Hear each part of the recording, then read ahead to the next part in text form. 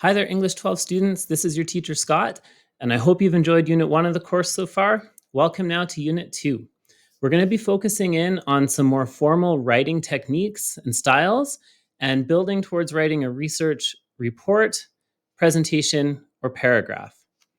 As you're going to be doing research, you're going to need to cite your sources. I hope this small presentation will be helpful to you, and then you'll have a chance to practice these skills as you get ready for your project in this unit. So let's start with, when do you need to use citations?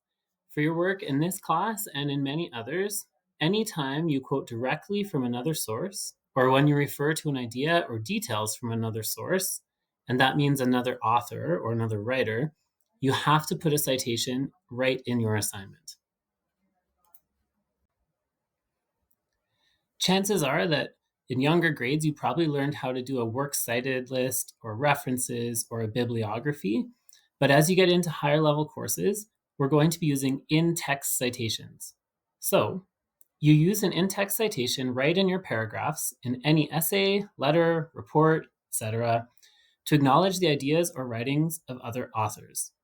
So even if you're not quoting directly from an author, you still would put their name in brackets at the end of your sentence if you have been speaking about ideas that are unique to their writing.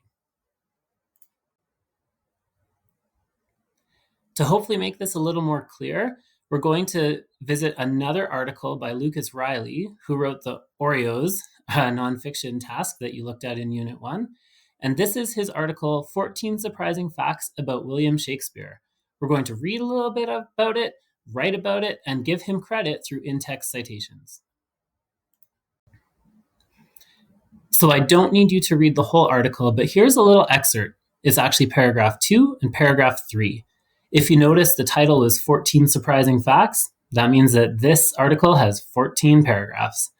So if we look just at the two headings, the paragraph 2, Shakespeare got married because of an unexpected pregnancy. In paragraph 3, nobody knows what Shakespeare did for a certain amount of time in his early 20s. What I'm going to do on the next couple slides is look at what's written here and turn them into my own writing or a direct quote.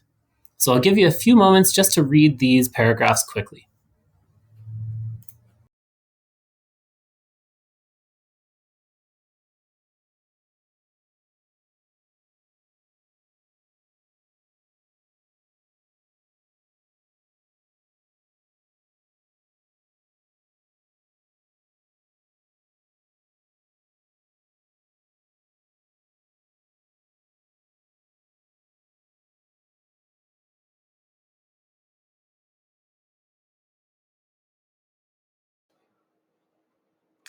Okay, I'm going to amend the title here because we're actually going to write two in-text citations and put the ideas from those two paragraphs from Riley's article together.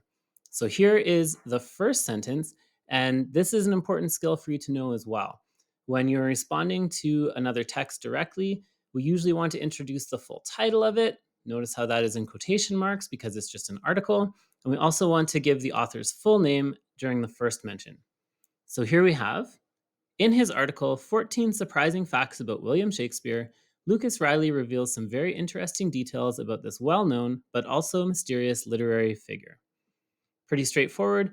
No need for anything in brackets because, again, we've just put the title of the article and we've put the author's full name. That citation is done. This actually doesn't count as one of the two.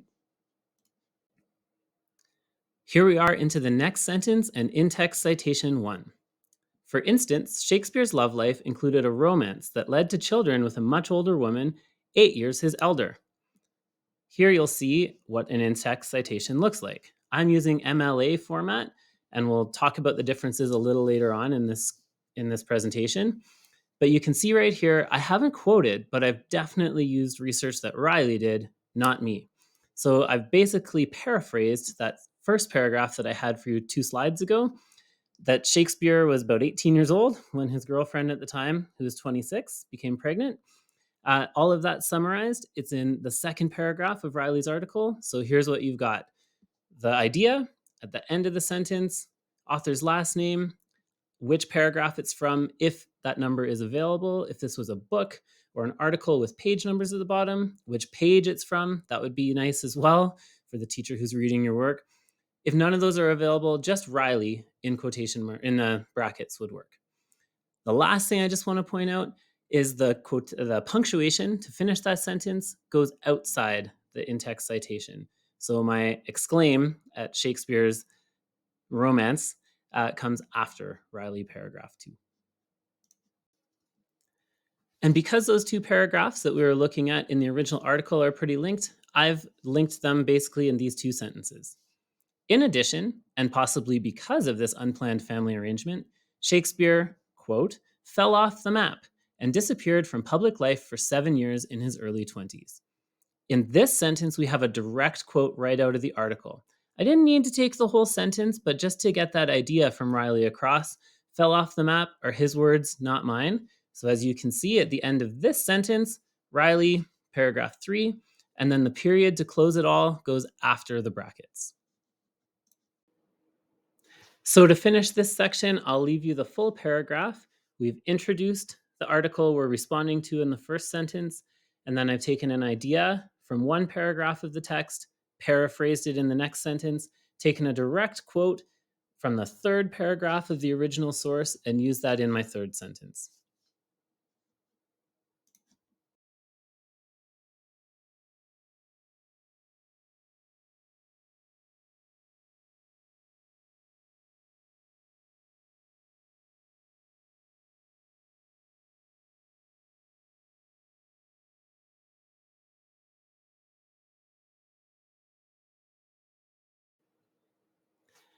I had mentioned a little earlier that there are actually a couple different formats for your in-text citations and also your works cited list. The one we just used in our paragraph is called MLA style, stands for Modern Language Association. This is used in most English literature courses and assignments.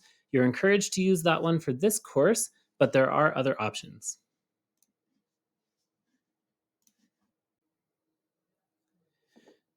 So, if you are considering taking an English class beyond the high school level in any format, I'd really encourage you to learn MLA style and use it in this course. The in-text citation format, which is the one we just used, inside the bracket, last name of the author, followed by a comma, and then whatever information you can provide the reader or the teacher to go and find that information in the original source. So a page number, like I have indicated here, a paragraph number, you would just use PAR, and that's about it.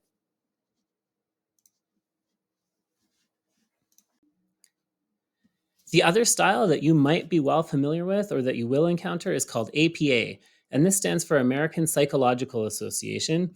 This is widely used in all science courses or social science or even education courses for aspiring teachers. If that is your path and you feel really solid with APA already, just let me know and you can certainly use it in this class. The difference when it comes to in-text citations is that you need to include the author and year. So it would look like this: last name, comma, year, comma, whatever information you can provide, page number, paragraph number. For both MLA and APA, if there is no page number or if it doesn't make sense to count the paragraphs in an online article, just the last name in MLA or last name and year for APA is definitely sufficient.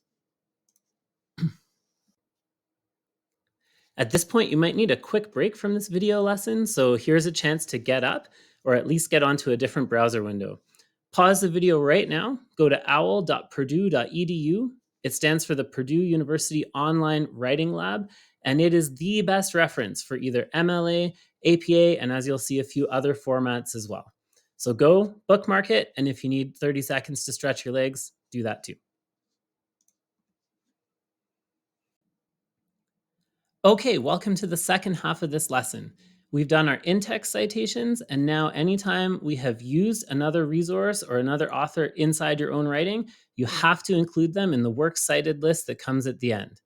This should be familiar to all of you. You should have been doing these types of works cited or reference lists at the end of your assignments, probably back to even grade 5 and 6.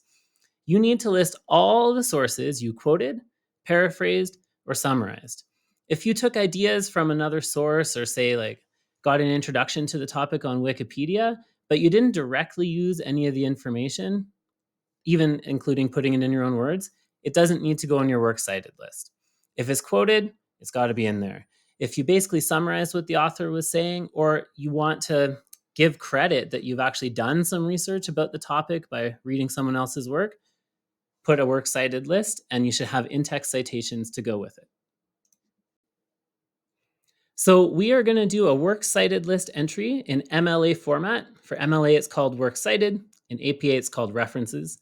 And I've gone onto the Purdue site and I've scrolled to the MLA formatting and style guide, and you can see right here the works cited list, how to do it. After clicking on that link, I scrolled down and found exactly what I'm putting in my works cited list, and it is a page on a website. This was an article that Riley wrote, and it was on the website Mental Floss.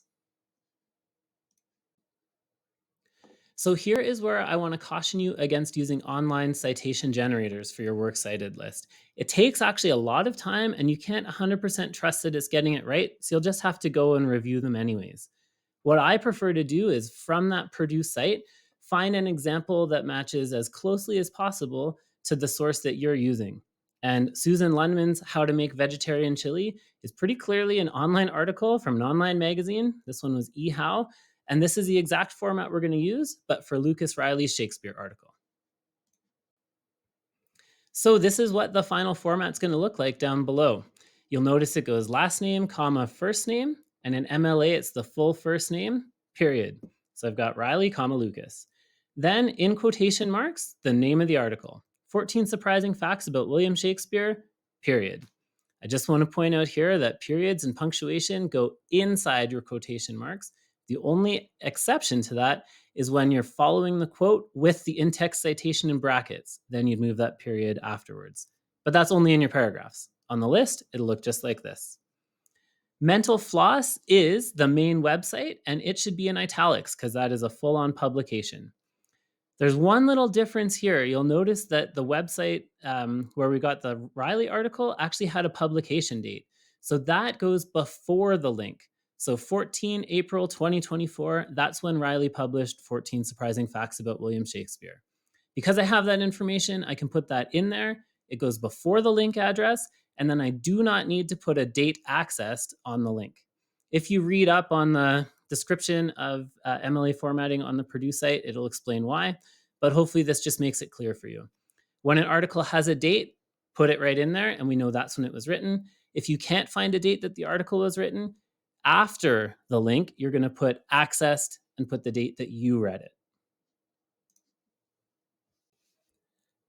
I just wanted to zero in on how I actually set up my works cited list because this can be tricky.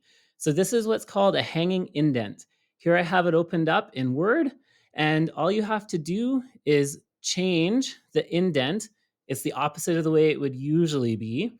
And it's going to mean that the first line of every entry you make is justified to the left side of the page, and every subsequent line will be indented. That is how you separate all your works cited entries. So you quickly set that one up only on the final page, and then you type in your citation, your works cited entry just like this, and you're done.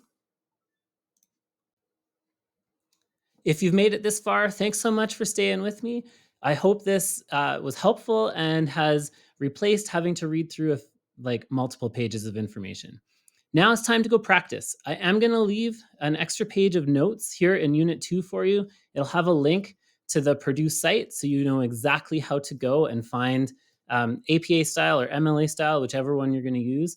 Just a reminder, if you're going to use APA style, when you do your research report, just please put a comment with your assignment submission that that's what you're going to use.